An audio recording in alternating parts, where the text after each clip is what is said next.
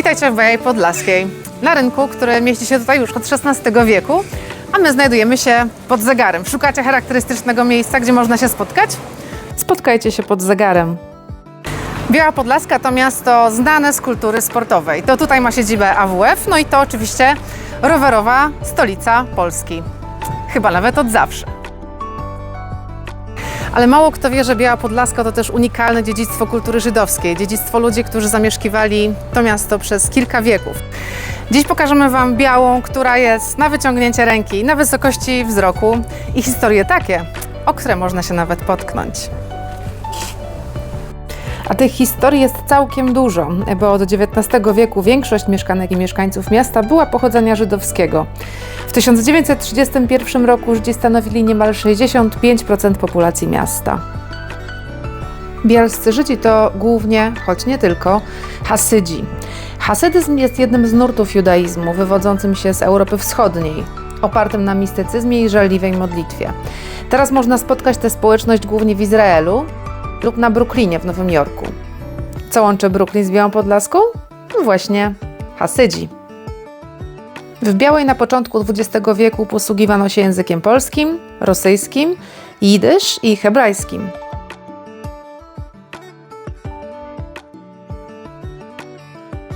Emigracja żydowska do Czech, Polski i Litwy spowodowała, że do kształtującego się jidysz dodawano również słownictwo z języków słowiańskich.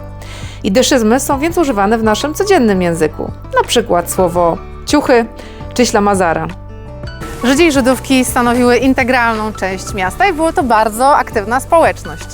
W mieście znajdowało się kilka synagog, kilka domów modlitwy, szkoły, 2 cmentarze żydowskie, szpital, sklepy.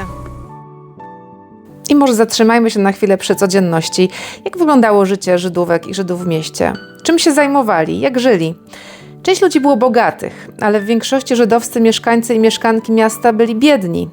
Uboga ludność zajmowała się drobnym handlem i rzemiosłem.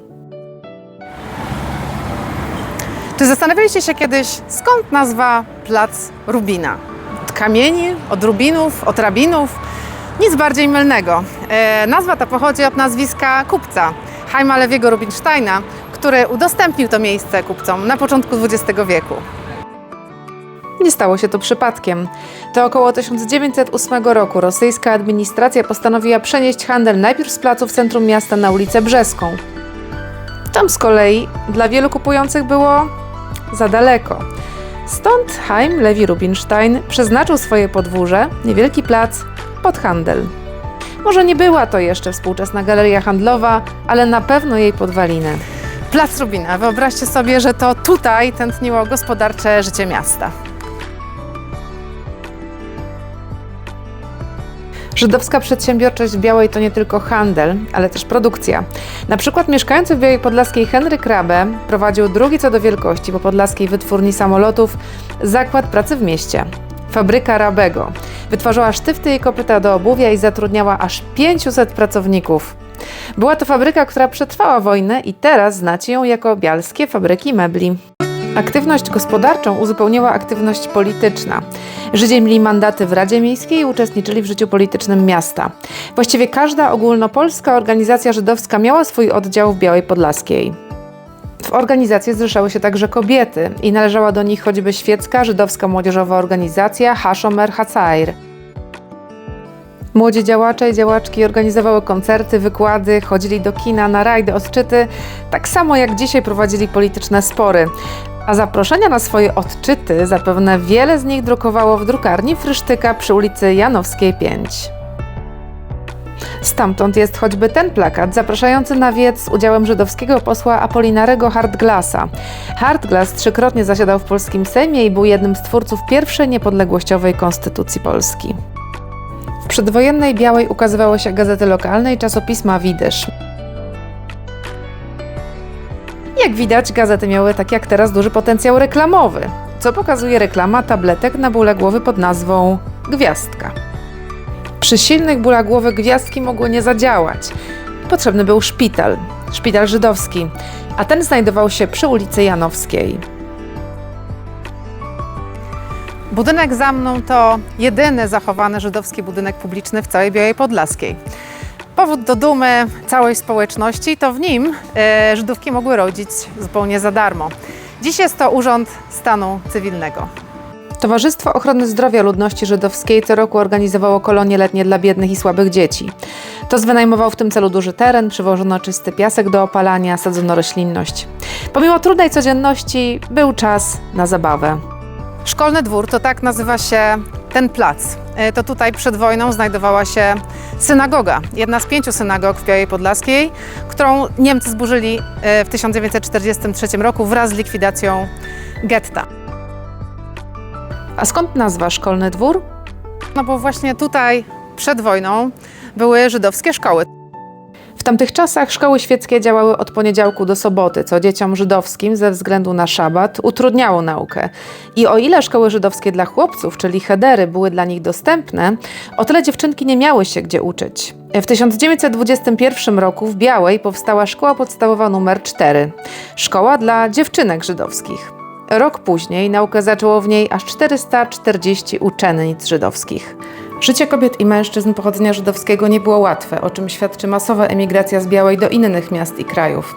Na pierwszy rzut oka na zdjęciu jest klasyczny przykład edukacji domowej z mało zmotywowanym małym chłopcem. To jednak nie tylko zdjęcie o edukacji, ale pewnie też o tęsknocie i nieobecności. Zdjęcie zrobił słynny żydowski fotograf Alter Kacyzna. Jest na nim Wolf Nachowicz, który uczy wnuka czytać. Ojciec chłopca wyjechał do USA. Żydowskich rodzin, które pamięta historia, jest w Białej więcej.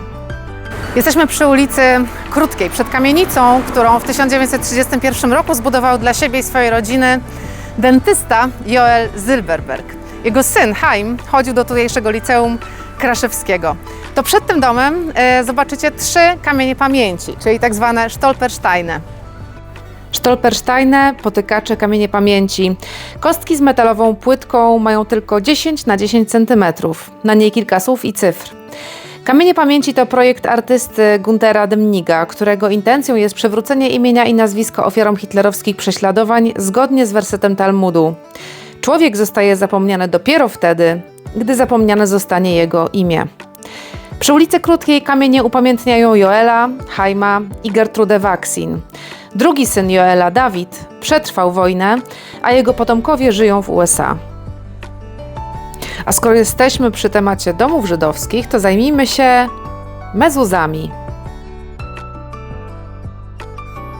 Czym jest mezuza? Mezuza to dosłownie futryna drzwiowa. To w niej znajdował się zwitek pergaminu z 2 fragmentami Tory. Zawsze znajdował się po prawej stronie i miał około 12 cm. Mezuzy umieszcza się na wysokości około 2/3 drzwi, przed głównym wejściem do żydowskiego domu, a także na futrynach wszystkich innych ważnych pomieszczeń wewnątrz. Szacuje się, że w Polsce takich pamiątek jest nie więcej niż 200, a w samej Białej Podlaskiej aż 6.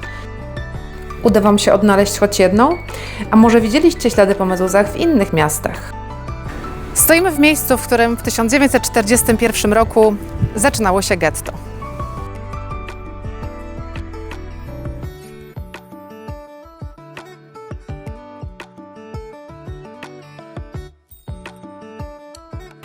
Gdzie w Białej Podlaskiej znajdowało się getto? To jest bardzo łatwo pokazać, bo tutaj mamy przed nami kawałek szkicu pomiarowego geodezyjnego. To jest część południowa, gdzie tu są pokazane nazwiska, właściciele działek, a tutaj od ulicy Brzeskiej w tamtą stronę do ulicy Grabanowskiej, dawnej, obecnie Moniuszkiej, przy ulicy jeszcze Sadowej, Janowskiej mieściło się getto.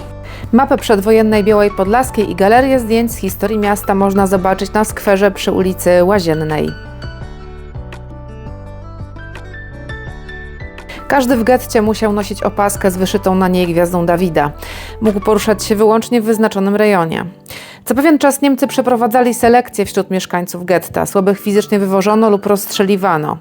Na skutek fatalnych warunków sanitarnych, braku żywności i ogromnej liczby ludzi na niewielkim terenie, w bielskim getcie epidemie chorób zakaźnych dziesiątkowały ludność. Żydów i Żydówki zmuszano do bardzo ciężkiej pracy, np. przy regulacji rzeki Krzny, przy budowie nowych ulic w mieście i innych pracach porządkowych. Likwidacja getta rozpoczęła się w czerwcu 1942 roku. Grupę ponad 3000 osób z Białej deportowano wówczas do obozu zagłady w Sobiborze. Około 600 osób rozstrzelano na terenie getta, około 3000 łącznie na cmentarzu i placu zwanym Popówka. Pozostałych wraz z ludnością z okolic Białej Podlaskiej, w sumie około 6000 osób, przetransportowano furmankami i pieszo do Międzyrzeca Podlaskiego. Stamtąd hitlerowcy przetransportowali ich dalej do obozu zagłady w Treblince. Cmentarz żydowski w Białej Podlaskiej to jeden z dwóch cmentarzy na terenie miasta. Został założony w 1810 roku tuż w pobliżu cmentarza katolickiego. Do tej pory na jego terenie znajdują się dwie macewy nieznanego pochodzenia.